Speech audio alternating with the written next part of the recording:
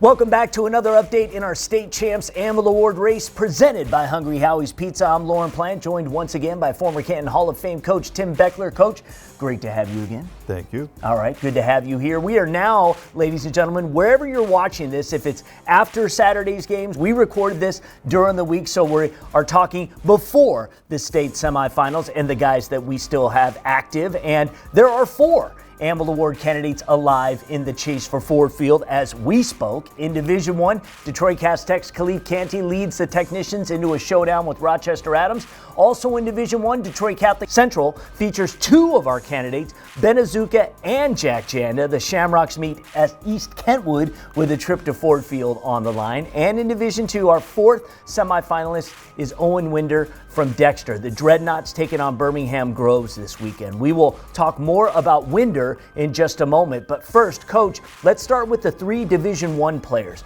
Canty from Cass-Tech and the Catholic Central duo of Azuka and Janda. These are high-level trench players in high-pressure games now. Also, late November in Michigan means cold. You could have wind, rain, snow, all in a matter of 2 hours, so tough conditions. What does it take for linemen like these to dominate at this stage, and what stands out about their semifinal matchups? Well, in a game like this, the linemen, they've got to continue to dominate like they've been doing all year. I mean, you know, you look at the criteria.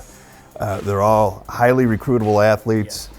Yeah. Their team's very successful, and they're playing the best on best. And this is a game that will highlight that.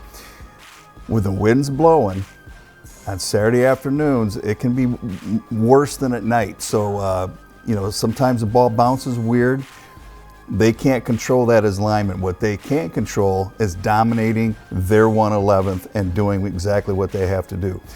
Defensively, though, they need a big sack, a big pick, a forced fumble, something like that, again, to get their team believing, because it comes to who's going to make 1 or 2 more great plays than the other team to see who goes on. That's right. Step up, take charge, be a leader, and make a play. So you're watching the State Champs Anvil Award fueled by Hungry Howie's, the original flavored crust pizza. Now, Coach, let's shift to the Dexter Dreadnoughts and the tackle Owen Winder, a player we have not broken down really at length this season, but one who continues to rise at 6'7", 6'8". Whatever the measurables are, he's a Division I player. He is a strong guy, and somebody with feet, power, multi-sport background. He's been a force for Dexter all year. So, Coach, when you look at Winder on film, what stands out most about his game, and why is a player with his build and skill set so valuable in late season playoff football? Well, he's a dude. He just pops when you watch his film. Again, being that big, when you talk about pass protection, which is huge, you're going to need to throw the football in games like this. And he's got such length with his hands and that basketball experience. He can mirror edge rushers. He can slide with them. He's got good feet for a big guy. He's just got to keep his arms out. That's why you see rushers always trying to knock their hands down. He's got to be able to keep those hands out. And then when it comes to run blocking, just a dominant people mover. You know, he really down blocks, combo blocks to the next level extremely well. He's athletic enough to seal the edge on outside zone, and he also pulls.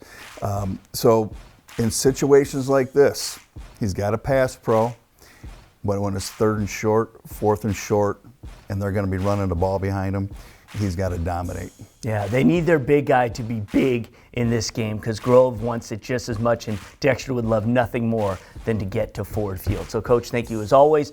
And fans, a reminder, voting for the Anvil Award closes Monday, November 24th. That's this Monday at 12 noon. So if the voting ended today, Tristan Comer of Freeland would secure the automatic bid into our Final Four, along with a 20% boost in the final selection process. So get your votes in, support your favorite linemen, and stay tuned as we move closer to naming this year's State Champs Anvil Award presented by Hungry Howie's Pizza.